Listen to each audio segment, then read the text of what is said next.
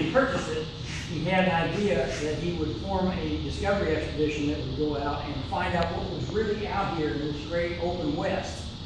And so he hired Meriwether Lewis to be his personal secretary in Washington, D.C. And then basically that gave him an excuse to train Meriwether Lewis in all the sciences. So he taught Meriwether Lewis, he sent Meriwether Lewis over here to the American Philosophical Society from the U.S. Capitol.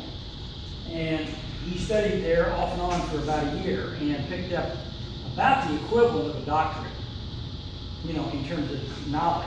But he had medical practice, he got writing, he had everything in the world you can imagine that you could get. But he was a quick study, and it wasn't this was not like a formal college where you sit down and get lectures. This was, you worked with somebody who had the knowledge, and then they taught you what it was. He worked with a guy named Benjamin Rush quite a bit. Benjamin Rush was not only an avid, well-known scientist in that time, but he had been working on some specifics. They had nothing like aspirin. They had things that maybe made you feel good, but didn't necessarily heal you. Okay?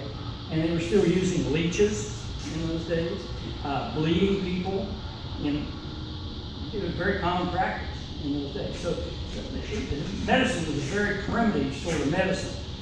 Benjamin Rush developed a pill to knock out dysentery, and it was called, they called it Rush's Thunderbolt. And what it did, he made a little cookie, he rolled out a bunch of dough, and made it like about that big, like the size of a cracker, but soft. And then he poured raw mercury in it. You know, you've seen mercury, you know what it is, silvery color? Okay, well it's a very toxic substance if you take it. But they figured out that if you took it in small quantities that it could help knock out some of the diseases you had.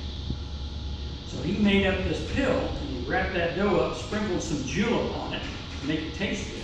And these guys would take it out on the expedition when they had diarrhea, when they had dysentery.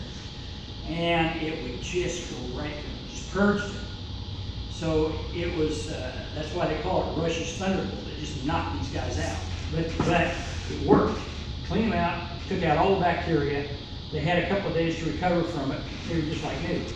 So small quantities of mercury were proven to be useful in that case.